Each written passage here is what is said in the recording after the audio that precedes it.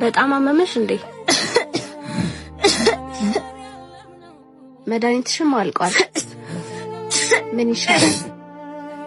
ይሄንንም ወድጄዋለሁ። ምን ታስባለህ ቤብ? ምንም ችግር የለውም። የፈለግሽውን ውሰጂ።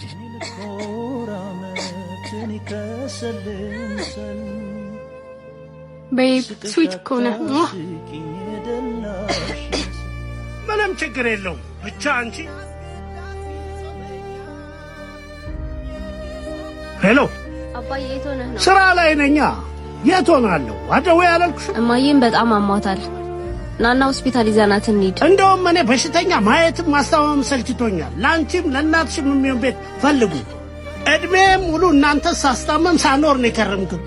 ከዚህ በኋላ ያለችኝን እድሜ ፏ ማለት ነው ፈልገው። የራስሽ ጉዳይ። የኔ ፍቅር ጨርሻለሁ ቤብ።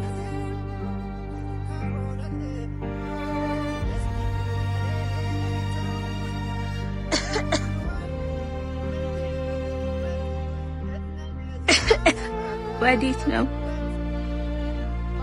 መድኃኒት ገዝቼልሽ መጣሁ።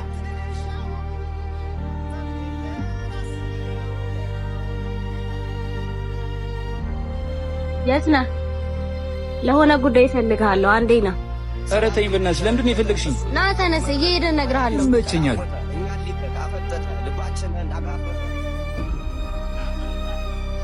እንዴ ይሄ አባትሽ አይደለም እንዴ? እሱ እዚህ ፈታ እያለ ነው። እናቴ መድኃኒት መግዣ እስክታጣ ድረስ እዛ የተቸገረችው። እሱ ለኔ ታዩ።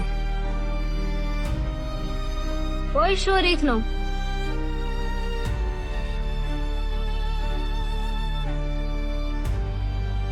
እንዴ አንተ ሌባ ወዴት ነው? ወንዳታ። ወይኔ ቦርሳዬ። ፎቶሽን እኔ ገዛልሽ። ወይኔ መታወቂያዬና ፓስፖርቴ እኮ እዛ ውስጥ ነው።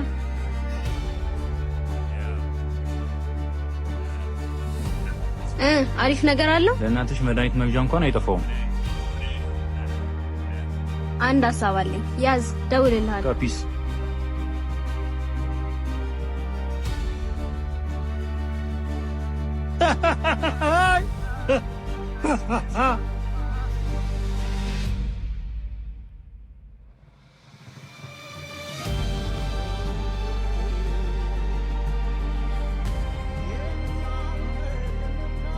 ትንሽ እስኪሻልሽ ድረስ ተሽጋብቶኝ ደስ ይለኛልማ። እሺ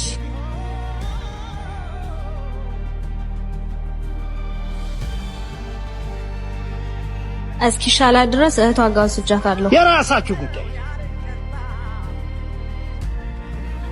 ቆይ ግን ስልኬን ኮኬት እንዳገኘው አልነገርከኝም። አንድ ሀሳብ አለ። ያዝ፣ ደውልልሃለሁ። አንቺ ደግሞ ጥያቄ ታበያለሽ። በመደወሌ ደስ አላለሽ? አረ እንኳን ደወልክ፣ ደስ ብሎኛል።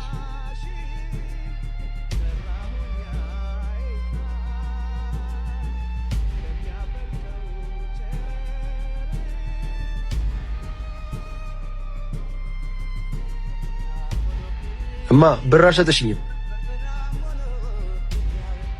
ሰጠው ካንድ ያው ያምሻል እንዴ? መች ሰጠሽኝ? አረ በእናትህ አንተ ሰጠቻለሁ። ምንድነው የምትጋተተኝ? ምን አይነት ሌባ ናት? ምንድነው ችግር አለ እንዴ? እቺ ናታ ሂሳብ ሳትከፍል ልታጭበረብረኝ። ሌባ ብለሽ ደግሞ ሌብነት ጨመርሽ። ቢገባው ባንተ ምክንያት ነው እሺ እንደዚህ አይነት ነገር ውስጥ የገባሁት። አንተ እኮ ነው ቤትህንና ቤተሰብህን የረሳኸው። እንደዚህ ብለህ እንዳትናገረኝ ሁለተኛ። ምን አባትሽ እኮ ነኝ እኔ ነው እንደዚህ የምትናገረኝ? አባትነቱንማ ከረሳኸው ቆይተሃል። እሺ ነይ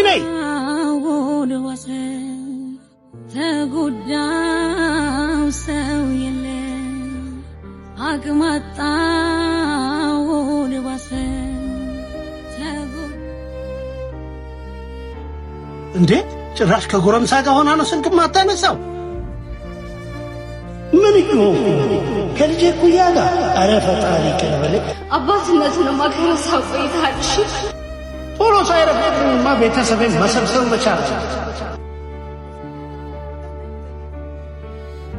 ሄሎ የት ሆነሽ ነው? እማዬን ወደ ቤት ይዣት እየሄድኩ ነው። መጣሁ የኔ እናት። እሺ እማዬ ወደ ቤት አትገቢም? ትንሽ አየር ልውሰድ ብዬ ነው ልጄ መጣሁ።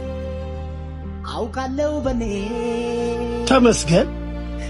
ይኸው የኔ እናት ይቅርበኝ። ይኸው መድኃኒትሽንም አምጥቻለሁ። ይቅርበኝ እባክሽ ይቅርበኝ። ይኸው መድኃኒቱም ይኸው አስቤዛው ይቅርበኝ እባክሽ።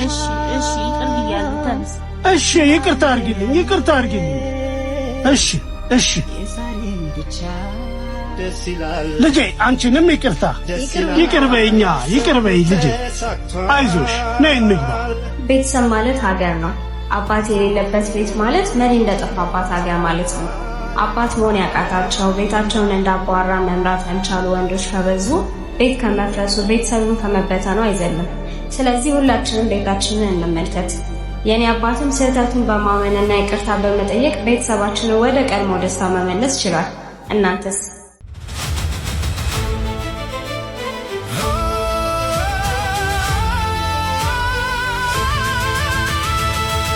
Nakat Cinema